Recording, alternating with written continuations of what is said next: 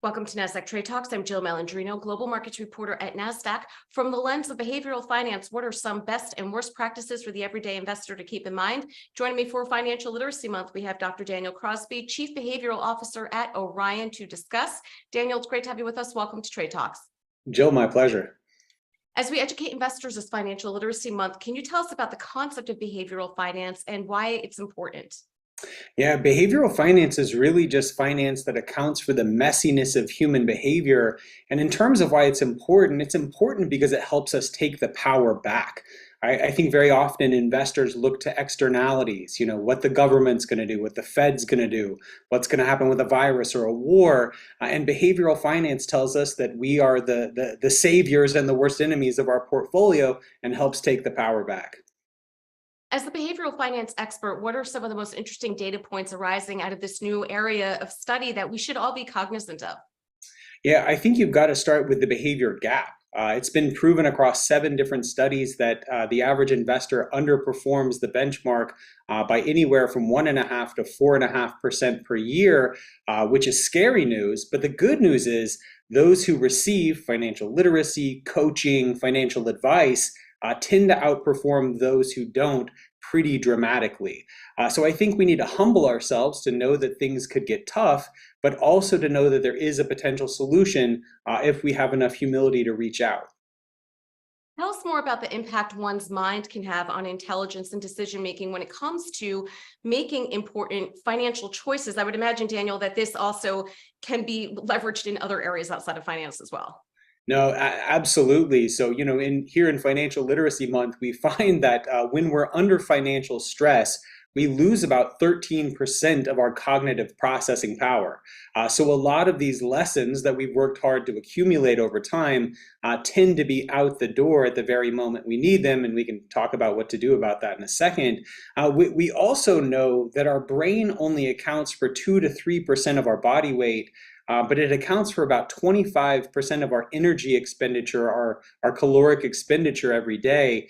And so this sort of accounts for the behavioral tendency for us to do things like follow the herd or look to other people or look to well-known brands when looking to invest. And I think when you understand the limitations of the mind, you can start to set up a system and a process that helps you overcome some of those limitations. As we know, finances are very personal and emotional. From the lens of behavioral finance, what are some best and worst practices for the everyday investor to keep in mind? Yeah, I really have what I call my 3 E's. Behavior change is difficult. And so if you're going to try and change a behavior, you need at least to attack it from at least 3 different areas. The first of these, fittingly for this month, is education. We need this foundational core of educational practice.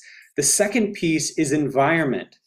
All the behavioral research suggests that we're not usually as good as our willpower, we're as bad as our environment. So things like being thoughtful about the kind of news we consume matters. Things like being thoughtful about the portfolio, the asset allocation that we select matters.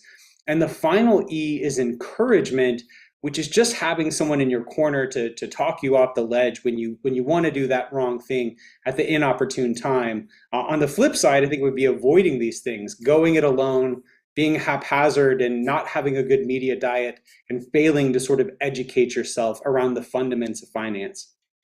How can people learn more about Orion and what you're doing with behavioral finance?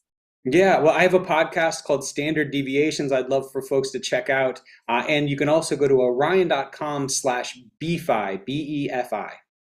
Actually, Daniel, let me throw one more question at you. You specifically, how did you get into behavioral finance? What was the catalyst behind that? And then from an academic perspective, what kind of work led you to where you are today?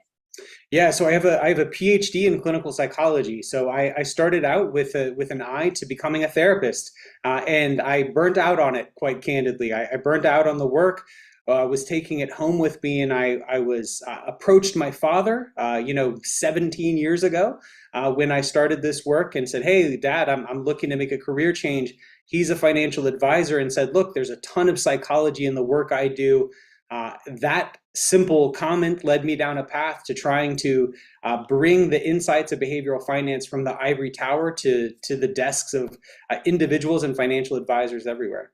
Yeah, it's great work that you're doing. There's so many synergies there with finance and psychology, Daniel. We appreciate the insight. Thanks for joining us on Trade Talks. I'm Jill Malandrino, Global Markets Reporter at Nasdaq.